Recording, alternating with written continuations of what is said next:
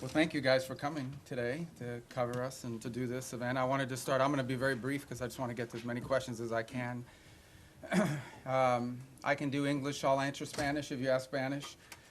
And then I'll answer it in English after I answer it in Spanish. So any other languages, won't be able to do it. But those two, and then, look, when I took over Secretary of State, I'll refer you back to the hearings we had in the Senate in January about the role I hope to play. And I believe very strongly this president was elected. One of the reasons why he was elected, very specific things, but one of the reasons why President Trump was elected is sort of an understanding among the American people that our foreign policy was in need of a complete recalibration. A recalibration because the world had dramatically changed. Many of the institutions, policies, assumptions that our foreign policy was operating under were built upon a world that no longer existed. And it required us to re-examine that. One of the assumptions that I think we had lost during this period of time, and I don't mean to make this an academic lecture, but I wanted to give you some insight into the broader thinking, as I highlighted at that hearing less than a year, almost a year ago now, is one of the assumptions was the loss of the notion of the national interest in our foreign policy. At the core of foreign policy needs to be the national interest of the United States. Now, that doesn't mean that there aren't issues and things we care about in the world, but at its core, the core principle of the national interest, the core principle behind our foreign policy needs to be our national interests. So you have to, first of all, define what is the national interest, and then you have to apply it. We defined it as we are in favor of foreign policies that make America safer or stronger or more prosperous, hopefully all three, but at least one of those three. And then it requires you to prioritize.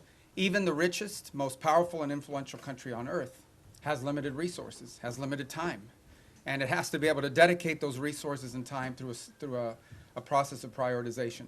That includes geographic prioritization. It also includes issue prioritization. And that's what we intend to do here. Then you have to have the mechanisms of foreign policy to deliver on it. In essence, you have to have a Department of State and a National Security Council and all the elements of U.S. foreign policy influence and power to deliver, to identify and then deliver on those priorities. And that's what we've attempted to do here, and I think we're well on our way to doing it. There's more work to be done. There's things we will improve upon. But generally speaking, it was the genesis behind the reorganization of the department, oftentimes applying reforms that secretaries of states of both parties, appointed by presidents of both parties, have long sought to do. And we're very proud of that going into effect and continuing to work forward. I think we generally avoided, massive disruptions to our operation, although any transition involves some disruption. But we're very happy with the way we empowered our regional bureaus, meaning our embassies and the folks at the desks here behind the regions have become more empowered and having influence over every element of our foreign policy, particularly how it's applied tactically. At the same time, one of the things we looked at is foreign aid. Foreign aid is not a separate activity of the United States government. It is an element and a tool of our foreign policy, and it should be used for the purpose of furthering the national interest. That doesn't mean we don't care about human rights. That doesn't mean we don't care about starvation. That doesn't mean we don't care about hunger. That doesn't mean we don't care about humanitarian need. What it does mean, however, is that even foreign aid, which is not charity, it is an act of the U.S. taxpayer. Now, American charities are free to give their money to whoever they want, as long as it's not a sanctioned entity. But the United States and the taxpayer money should be spent in furtherance of our foreign policy, should be spent in places and on things that further our foreign policy, and even that is not unlimited. We have a limited amount of money that we can dedicate to foreign aid and humanitarian assistance, and that has to be applied in a way that furthers our national interests, and that's what we have sought to do as well. And in that endeavor as well, we have empowered the regional bureaus and our embassies to play a dramatic role. In fact, they are not just the implementers of this. They, in many cases, are the ones that are suggesting and are leading the response. And so bringing the tools of foreign aid underneath the umbrella of our broader foreign policy has been an important and dramatic reform.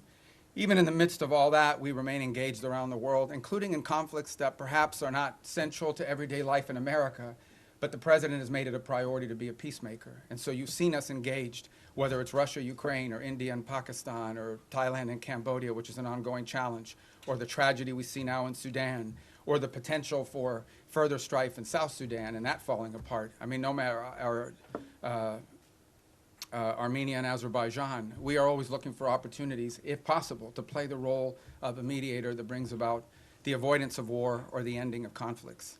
And obviously, in many of these cases, you can get people to the table and agree, and then there's the implementation process. And so we've made progress in many of these, particularly in getting them to agree to certain conditions. Obviously, it's ongoing work to make sure that those are implemented and applied. And some of these, conflicts have deep roots that go back many, many years. But we are prepared to be engaged and helpful in ways that perhaps other nations can't. We've been viewed as indispensable in that regard, and it's a role the President takes great pride in the promotion of peace around the world, and something he deserves a lot of credit for.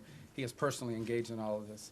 Obviously, the big one was the situation with Gaza, which again is ongoing. There is now a ceasefire. There's that war is no longer going on at the scale and scope and all the other things that were going on before. But obviously there's more work to remain. We are still through the process of trying to implement phase 1 and lead to phase 2 and phase 3. That is a long-term project, some of which will extend beyond the 4 years of this administration, but I thought was a very important achievement as well.